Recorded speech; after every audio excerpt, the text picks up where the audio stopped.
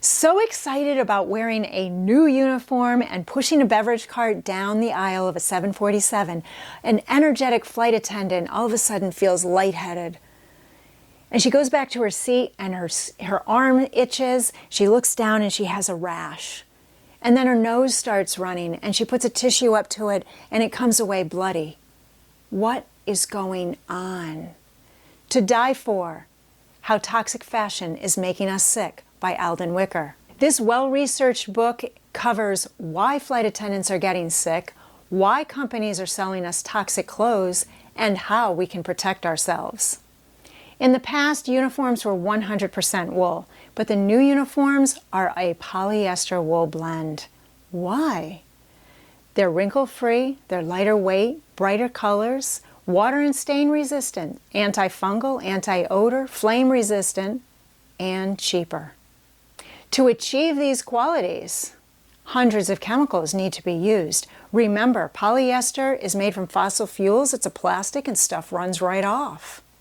We wear the same toxic fabrics, undergarments, dress wear, athletic wear, and some people are affected by these chemicals.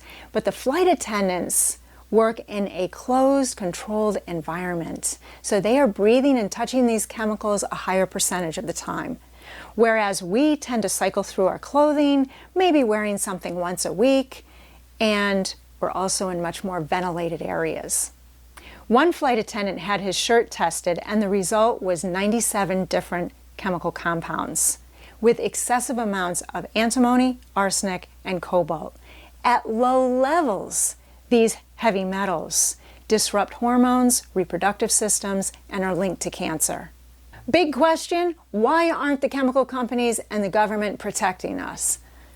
Alden Wicker says that the United States has a very lax attitude toward chemicals, and they favor the chemical companies and the textile companies over citizen safety. The Environmental Protection Agency allows the chemical companies to keep all their chemicals a secret. They don't even have to register them.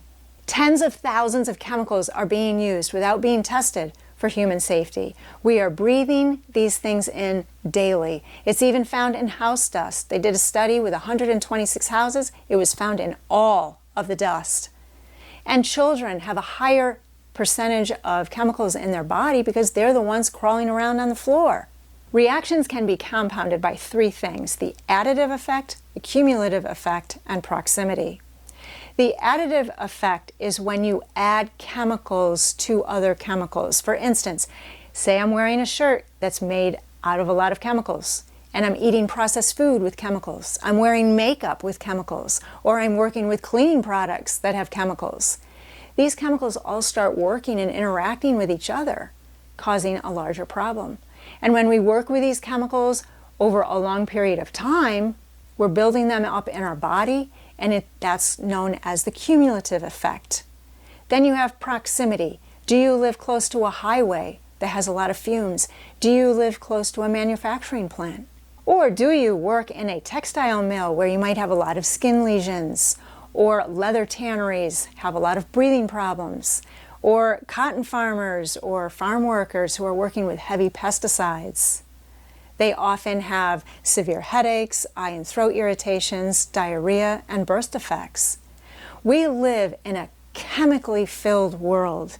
Can we stop it altogether? Absolutely not. But we can try to reduce it. So how do we protect ourselves?